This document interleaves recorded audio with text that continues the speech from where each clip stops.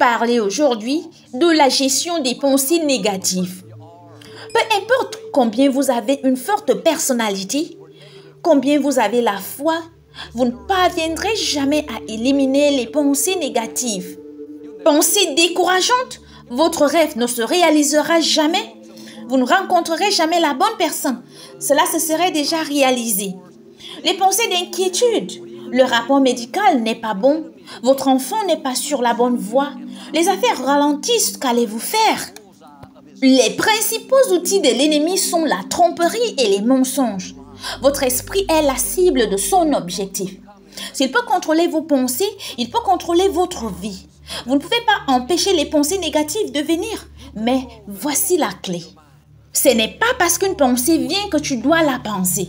Tu contrôles la porte de ton esprit. Tu es responsable de ce à quoi tu donnes accès. C'est pourquoi les Écritures nous disent de garder notre esprit. Sois sélectif dans ce que tu laisses entrer. Si la pensée est négative, décourageante, apportant de l'inquiétude, de la peur, fais-toi une faveur, ne la laisse pas entrer.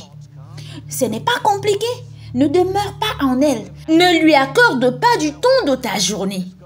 Mais très souvent, lorsque ces pensées négatives arrivent, nous n'y réfléchissons pas à deux fois et nous leur donnons accès, cédant à l'inquiétude, au découragement et à l'intimidation. Commencez à faire attention à ce que vous ressassez. Lorsque des pensées décourageantes arrivent, il n'y a rien de bon dans votre avenir. Pourquoi tu y penses d'abord? Tu seras encore découragé. Avant de vous y attarder, avant de les laisser s'enraciner, demandez-vous d'où vient cette pensée. Si elle n'est pas positive, encourageante et pleine d'espoir, elle ne vient pas de Dieu. C'est l'ennemi qui fait ce qu'il sait faire le mieux, en essayant de planter des graines négatives, des graines de peur, des graines d'infériorité. Dieu a dit ici dans Ésaïe, « Si vous vous appuyez sur moi, je garderai dans la paix parfaite votre esprit. » Sur quoi vous attardez-vous tout au long de la journée? Joël, avez-vous regardé les journaux? Les taux d'intérêt qui augmentent, la récession, le marché boursier, je suis inquiet. Ça, ce ne sont pas des pensées valables. Je ne dis pas qu'il faut nier la réalité. Je dis qu'il faut être sélectif dans ce sur quoi on s'attarde. La bonne approche est, oui, il y a beaucoup d'incertitudes. Je ne sais pas comment tout cela va tourner, mais Dieu, je sais que tu es mon pourvoyeur. Tout comme tu prends soin des oiseaux du ciel, tu les nourris, tu vas prendre soin de moi. Au lieu de garder ton esprit fixé sur tes problèmes, fixé sur les journaux, sur ceci ou cela, continue à t'appuyer sur ce que Dieu t'a promis. Voici un principe simple. Lorsqu'une pensée négative apparaît, effacez-la et remplacez-la. Il ne suffit pas de ne pas penser négativement. Parce qu'une fois que vous l'avez rejetée, une fois que vous avez pris cette décision, je ne m'attarderai pas dessus, je ne la laisserai pas s'installer dans mon esprit. Ça, c'est bien. Le problème, c'est qu'il reviendrait dans quelques secondes. Une fois que tu aurais effacé le négatif, remplace-le par une pensée positive. Ne laisse pas ton esprit vide. La pensée vient te disant qu'il n'y a rien de bon dans ton avenir. Rejette-la, ne lui accorde pas ton temps. Et puis, passe à l'étape suivante. Disons, Père, tu as plané la voie des justes. Ma voie devient plus lumineuse. Tu as dit que mes derniers jours seront meilleurs que mes premiers. Quand les pensées viennent te disant ce problème est trop grand, l'opposition est trop forte, tu ne t'en passeras jamais. Tu peux le laisser jouer et vivre vaincu, découragé, intimidé, ou tu peux le remplacer par ce que Dieu dit. Père, tu as dit, quand les ennemis sortiront contre moi par un seul chemin, ils s'enfuiront devant moi par 7 chemins. Et oui, ceci pourrait être trop grand pour moi, mais je sais que ce n'est pas trop grand pour toi. Qu'en est-il de lorsque ces mensonges de tu ne pourras jamais viennent? Ces mensonges qui te disent que tu n'iras jamais bien, tu ne rencontreras jamais la bonne personne, tu n'auras jamais d'argent, tu ne rembourseras jamais tes dettes. Ne laisse pas cela jouer dans ton cerveau, ne les laisse pas jouer dans ton esprit. Si tu le fais, tu te vantes toi-même. Cela t'empêche de voir la faveur de Dieu. Efface-le, c'est la première étape. Ne t'attarde plus sur cela. Puis, passe à l'étape suivante et remplace-le. Père, merci parce que ce que tu as commencé dans ma vie, tu le finiras. Ce contre quoi je me bats n'est pas permanent. Je sais que ceci passera aussi. Les percées arrivent, la guérison arrive, la liberté arrive, la victoire arrive. Dirigez votre vie dans la bonne direction et votre vie ira dans la bonne direction. Vous allez attirer ce à quoi vous pensez constamment. Si vous pensez que vous ne pouvez pas le faire, tu te dis que je ne suis pas assez grand, c'est probablement trop grand, tu attires la défaite qui te rend plus faible. Tes dons sont repoussés, ta foi est diminuée. Pourquoi n'essayes-tu pas d'effacer et de remplacer? Jusqu'où iras-tu? Combien vivras-tu heureux? Combien verras-tu la faveur de Dieu si tu gardes ton esprit, si tu es sélectif dans ce sur quoi tu t'attardes, si tu continues à t'appuyer sur lui? Joshua le dira ainsi, si tu médites sur la parole de Dieu, tu prospéreras et tu auras du succès. Méditer signifie penser encore et encore. En réalité, s'inquiéter, c'est méditer. C'est laisser jouer le négatif encore et encore. Certaines personnes emploient ce principe, ils sont des professionnels pour s'inquiéter. Leur problème est qu'ils méditent sur des mauvaises choses. Ils laissent le négatif jouer continuellement. Pourquoi ne pas changer ce sur quoi tu médites? Ça ne demande pas plus d'énergie pour croire que pour s'inquiéter. Ce petit changement peut faire une différence qui change la vie. Au lieu de passer la journée à vous inquiéter de votre avenir, en vous demandant comment vous allez y arriver, une petite prière. Père, je te remercie de m'avoir dans ta paume de main. Je sais que tu diriges mes pas. Tu as dit qu'aucune bonne chose ne me sera refusée. Je me suis bien réveillée. Maintenant, au lieu de tes pensées qui te vainquent, drainant ton énergie, limitant ton avenir, tu utilises tes pensées pour t'encourager, te donner des moyens de construire ta foi. Joël, je suis inquiet pour mon enfant, il a perdu le cap. Il marche avec de mauvaises personnes. C'est pourquoi je ne peux pas dormir la nuit. C'est pourquoi je suis contrariée. Je sais que c'est difficile. Je sais combien vous aimez vos enfants, mais s'inquiéter n'améliore pas les choses. Vivre dans le stress ne l'aide pas. La raison pour laquelle vous n'avez pas la paix est que votre esprit est resté sur le problème. Votre esprit est resté sur ce qui ne fonctionne pas. Dieu a dit, si vous faites un changement, si vous gardez votre esprit sur moi, si vous pensez à des choses positives, pleines d'espoir et de foi, alors je vous donnerai la paix. Au lieu de vous attarder sur tout ce qui pourrait vous arriver de négatif, pourquoi n'utiliserez-vous pas cette même énergie pour méditer sur ce que Dieu vous a promis? Seigneur, tu as dit que ma postérité sera puissante dans le pays. Tu as dit que la semence des justes est bénie. Quant à ma maison et moi, nous servirons l'Éternel. Les pensées négatives viendront, mais si vous apprenez ce principe d'effacer et de remplacer, vous ne céderez plus à l'inquiétude, la peur, le découragement. Vous vous réveillez le matin, les pensées négatives parfois chuchotent dans votre esprit disant « ça va être une sale journée. J'ai tellement de problèmes, je n'ai pas envie de m'occuper de ces enfants. » Vous pouvez vous y attarder, croire que c'est vrai, vivre étant découragé, laisser cela devenir une réalité et aller passer une mauvaise journée. Mais une meilleure approche est de dire non, je ne vais pas m'attarder sur ces pensées décourageantes.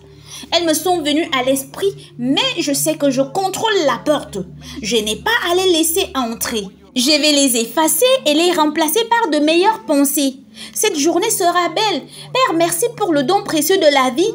Merci de m'avoir réveillé ce matin, de me garder en bonne santé. Merci parce que tu as un bel avenir en réserve pour moi. Qu'est-ce qui se joue dans votre esprit? À quoi avez-vous accès? Paul dit dans Philippiens de penser à des choses positives, à des choses saines, à des choses de bonne réputation. Vous ne pouvez pas penser négatif et avoir une vie positive. Vous ne pouvez pas penser maladie et guérir. Vous ne pouvez pas penser manque et avoir l'abondance. La bataille se déroule dans votre esprit. Soyez sélectif de ce que vous laissez entrer. Imaginez que quelqu'un se présente chez vous et frappe à votre porte d'entrée. Vous ouvrez à cet étranger et vous le voyez portant une hache, un fusil, un marteau, un sac de poison. Toutes ces choses nuisibles, dangereuses. Vous n'allez pas lui dire « Hey, entrez, faites comme chez vous, content de vous voir ici, prenez de la nourriture au frigo. » Vous n'y réfléchirez pas à deux fois. Vous lui direz « Vous n'êtes pas le bienvenu ici, vous devez sortir de ma propriété. » Vous fermerez la porte à double tour pour vous assurer qu'il parte bien. Votre esprit est votre maison, c'est là que vous vivez. Il n'y a rien de plus précieux, de plus important, de plus sacré. Pourquoi laisses-tu entrer les pensées destructrices? Pourquoi laisses-tu la peur entrer? Pourquoi laisses-tu l'inquiétude régner librement? Pourquoi laisses-tu tomber? Tu ne devrais pas leur accorder de place dans ton esprit. C'est ta propriété, tu as le contrôle total sur ce que tu laisses entrer. Non, vous ne pouvez pas les empêcher de venir. Ils peuvent frapper à la porte, mais vous n'avez pas à leur donner accès. La prochaine fois que la peur frappe à votre porte, vous disons vous ne guérirez jamais. Avez-vous vu le rapport? La maladie est là. Pourquoi ne dites-vous pas non merci? Vous n'êtes pas la bienvenue ici. Je vivrai et je ne mourrai pas. Dieu me rétablit. La prochaine fois que le doute se présente, vous faisant penser ça c'est trop grand, ça ne va jamais fonctionner, vous n'avez pas les connexions, dites juste désolé, vous n'avez pas le droit d'avoir un siège sur ce canapé. Il n'y a pas de place pour vous ici. C'est votre propriété, vous avez le contrôle total sur ce que vous laissez entrer. Lorsque l'insécurité frappe à ta porte, te faisant penser tu n'es pas assez bien, tu n'es pas attirant, tu n'as pas une bonne personnalité, personne ne veut te fréquenter. Ne t'avise pas de laisser ces pensées s'installer dans ta tête. Ton attitude doit être « Sors de ma propriété, tu n'es pas la bienvenue ici. Je sais qui je suis une pièce maîtresse, unique en son genre. Je suis fait à l'image de Dieu. Je suis couronné de faveur. Je porte une robe de justice. J'ai été merveilleusement créé. » Commencez à fermer la porte aux pensées négatives. Fermez la porte à ces pensées destructrices, limitatives et défaitistes. Parfois, nous les croyons depuis si longtemps qu'elles sont devenues une partie de notre identité. Nous ne savions pas mieux. C'est ainsi que nous avons été élevés. Nous avons ouvert la porte. Maintenant, c'est comme si elles avaient élu domicile. Elles ont leur propre chambre. Imaginez la peur, l'inquiétude, le doute, l'insécurité en train de vivre dans votre maison. Vous tirez vers le bas, vous volez votre joie, prendre votre paix. Peut-être que cela a toujours été ainsi, mais c'est un jour nouveau. Il est temps de faire un peu de ménage. Il faut expulser certains locataires qui ont vécu dans votre esprit. La bonne nouvelle est que vous êtes aux commandes. Ils peuvent sembler plus grands, plus forts, plus puissants, mais c'est vous qui déterminez ce qui reste dans votre esprit. Vous devez dire à la peur, tu es expulsé, tu n'es plus la bienvenue ici. Je ne vis pas dans la peur de ce qui pourrait arriver. Mon avenir est entre les mains de Dieu. Rien ne peut s'opposer à lui.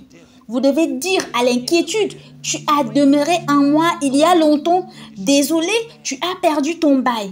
Il est temps de partir. Il y a de nouvelles règles. Tu dois partir. Dis à l'insécurité, désolé, il n'y a plus de place pour toi ici. Crée une nouvelle règle et applique-la. Toutes ces pensées négatives qui te maintiennent vers le bas, limitant ton futur, pourquoi ne leur sers-tu pas une note d'éviction?